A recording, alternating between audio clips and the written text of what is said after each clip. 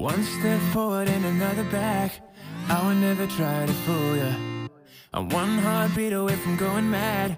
Girl, when you're looking like that.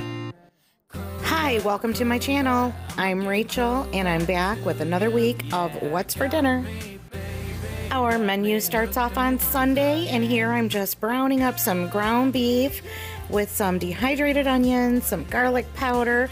I'm gonna put the lid on and let that cook because I am working with some frozen meat again.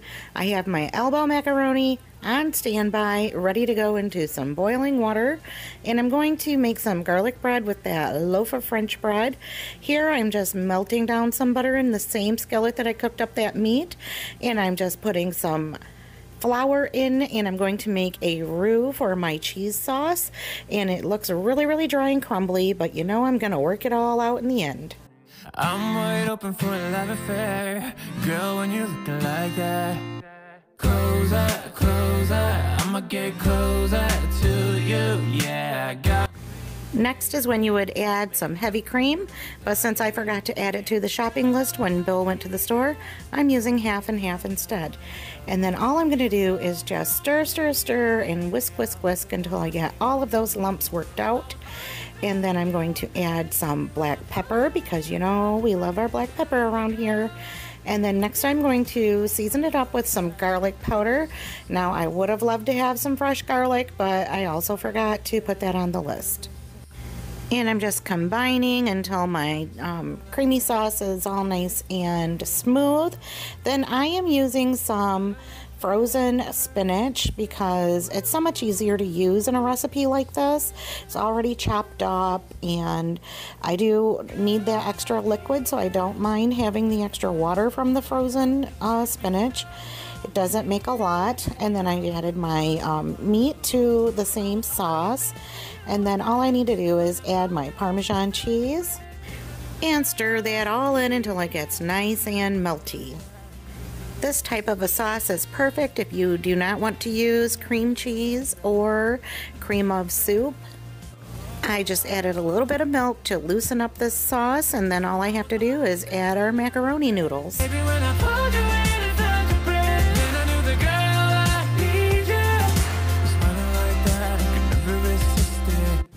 Cheesy garlic bread going in, and here's how our one dish pasta dinner is looking so far. It's so cheesy. And cheesy garlic bread coming out. Macaroni is boiled and drained and going into the cheesy sauce. Just gonna give that a swirl, and it's time to eat. This was a huge hit at our house with everyone in the family, even our picky kid who doesn't like vegetables, but asked me to make this more often.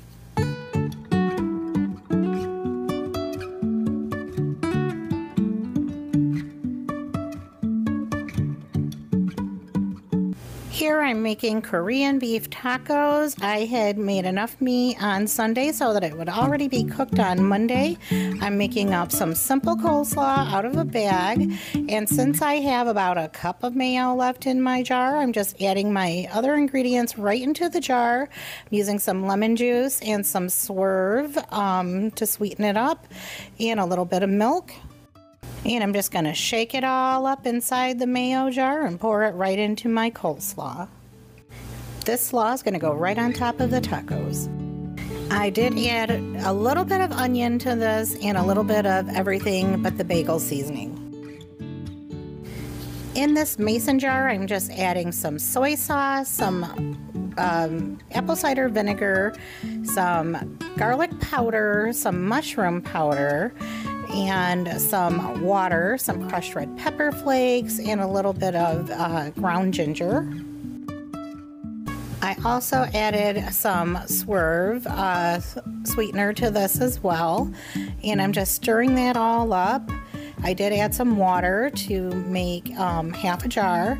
Next, I'm just sprinkling on some flour in my ground beef and just stirring that in as a thickener.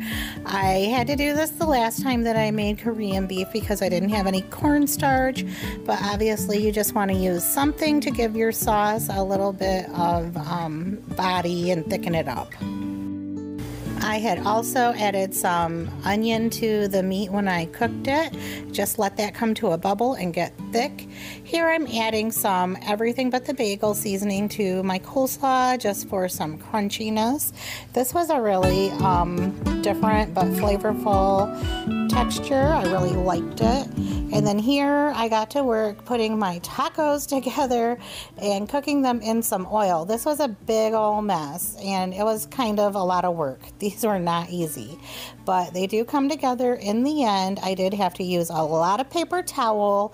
I had some leakage and some of that meat got out of the tortillas and into the grease, but we made it work. We had to clean them up a little bit, but this is how they turned out and they were absolutely delicious.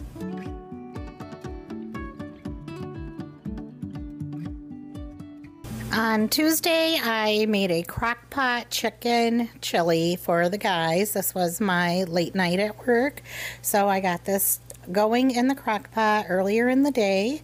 I am using the chicken fajitas that were left over from a couple weeks earlier. I had put them in the freezer, so I took them out to thaw in the fridge the night before. And here I'm just adding a couple cans of cannellini beans and some red kidney beans. I drained them before I put them in. I'm adding a packet of chili seasoning mix.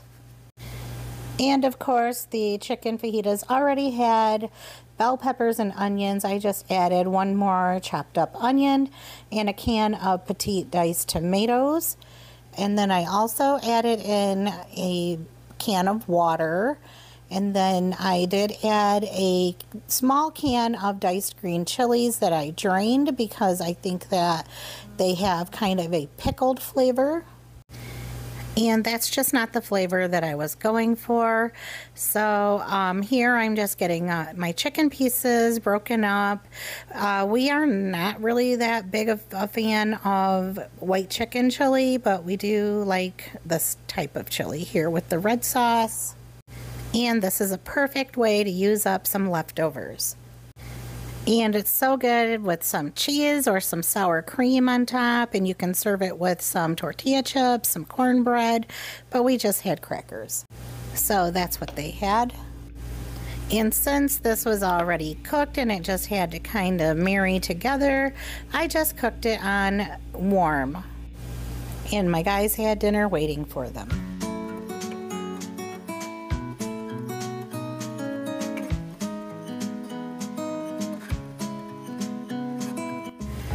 On Wednesday, I was in the mood for a steak, and so here I'm just getting a hard sear going on these 3 steaks, and I'm just seasoning them up with some salt and pepper and garlic powder.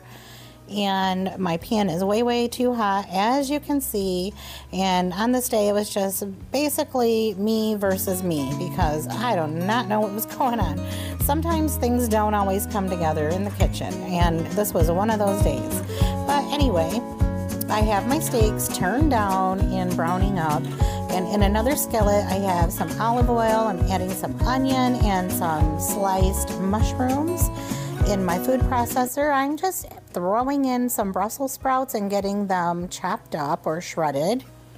And I'm just making a quick salad with these Brussels sprouts. And I don't know what I was thinking because this Brussels sprout salad just tasted like coleslaw, so it was a coleslaw kind of week, I guess. And to make this salad, I'm just using what I had, which wasn't very much, but you know, you got to make it work somehow. In a pot, I am just heating up some water and some milk, and I'm using this Knorr pasta mix. It's not something that I'm really used to making, but I wanted to make something up really quick.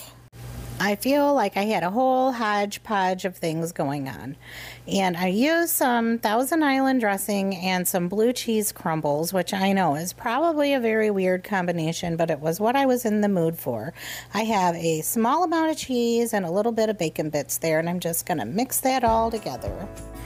I finished off these steaks in the oven just by throwing on some herbs and some butter, and then just sliding them in the oven and letting them do their thing. And I was just really trying to doctor up these shells pasta with some Parmesan cheese and some garlic powder and whatever I could find. And even though I had so many setbacks, like a boil over, and I even set off the smoke detector, dinner turned out really good. Thursday was a fend for yourself for dinner kind of day, and on Friday we went to a sit down and eat Mexican restaurant. We were just looking for something to get out and do as a family, but couldn't think of anything that we really wanted to do, so we just went out to eat for dinner.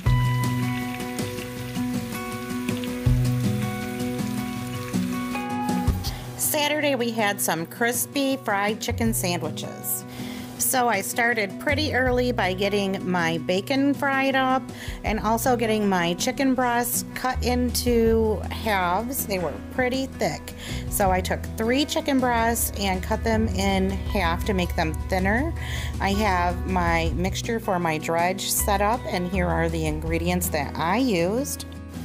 Once that bacon was all cooked up, I just got busy prepping my tomatoes and my lettuce. And even though this is a pretty basic and simple meal, just a sandwich and some tater tots, there are quite a few steps that go into preparing it. So since I had plenty of time to get these few things started ahead of time, I just went ahead and got it cut up so that in the end, when I'm frying up my chicken patties and getting everything cooked up and assembled, it's all ready to go. Or it can be more like a self-serve sandwich station. Here I have my egg and milk mixture with some seasoning in it all set to go, and I'm ready to get dredging. I'm just dipping my chicken breast into that egg and milk mixture and then into the flour and seasoning. And I'm doing a couple pieces at a time, and I'm doing a double dredge on these chicken breasts, which means that I will dip them back into the egg and then back into the dry mix.